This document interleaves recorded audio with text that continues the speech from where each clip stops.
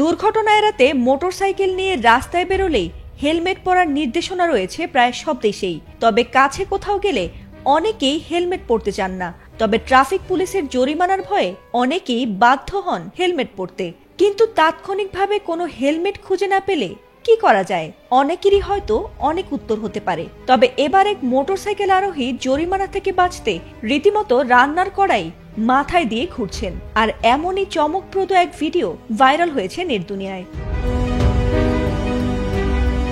জানা গেছে ঘটনাটি ঘটেছে ভারতের বেঙ্গালুরুর রূপেনা অগ্রহার এলাকায়। সেখানে এক ব্যস্ত সড়কে ট্রাফিক জ্যামে দেখা গেছে এমন অভূতপূর্ব দৃশ্য।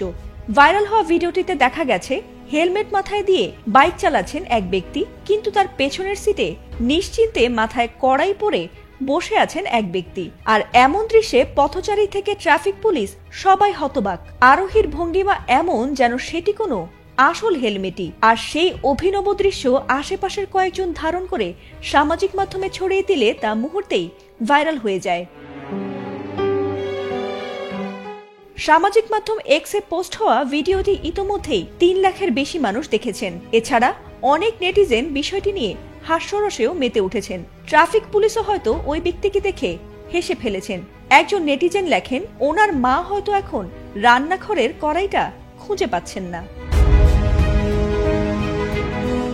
একদিকে যেমন এই অভিনব হেলমেট দেখে সমাজ মাধ্যমে হাসির রোল উঠেছে, অন্যদিকে অনেকেই সুরক্ষা নিয়ে উদ্বেগ প্রকাশ করেছেন।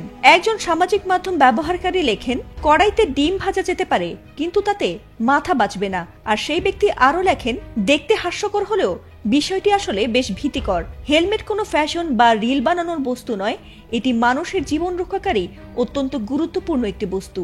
তাই আমাদের সবারই সাবধানতা বজায় রাখতে হবে। ফাতিমা সুলতানা, এটিএন বাংলা।